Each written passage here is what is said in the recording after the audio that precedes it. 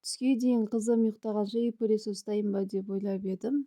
Түске дейін қызым ұйықтап қалды. Пылесос жайында қалды. Кухняға барып, ыдыс жуып болғанша қызым оянды. 5 минут құс ұйқысын ұйықтап тұрды. Екеуміз бір-бірімізге жағаласып, үй пылесостауға кірістік. Осындай жиі жүретін жерлерді пылесостап шықтым. Одан кейін пылесосты жудым. Іші деген в общем невозможно болып кеткен. Біраз болған жуылмағанына. Осылай қызымыз екеуміз бұған да таласып, ыстық сумен кірдің бәрін езіп, жуып кептіріп қойдым. Шашқан жерімді жинастырдым. Стиралка тоқтапты, оның киімдерін шығарып жайдым.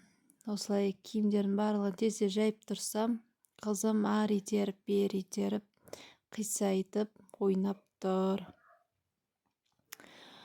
Киімдерді шашып тастап, ішіне өзі кіріп алды, кіршенің ішіне.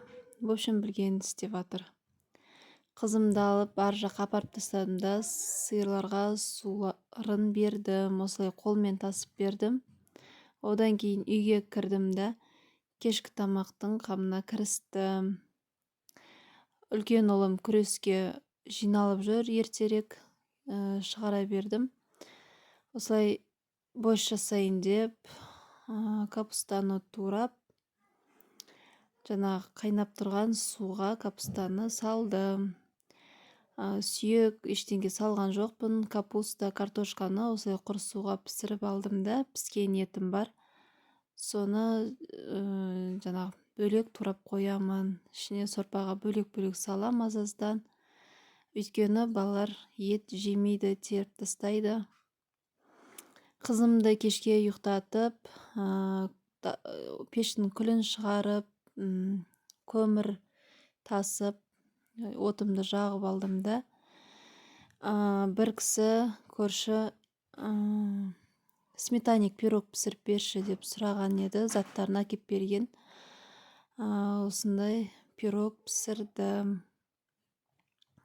Қызым ұйықтап жатқанда тез жасап, духовкаға салып қойдым. Бір байсам, венчик сатып алмасам. Менде мына форма 28 диаметр. Күшті келді, осындай үлпілдеп, күшті көтеріліп, жұмсақ болып пісті. Бойшымда дайын болды. Сау болыңыздар.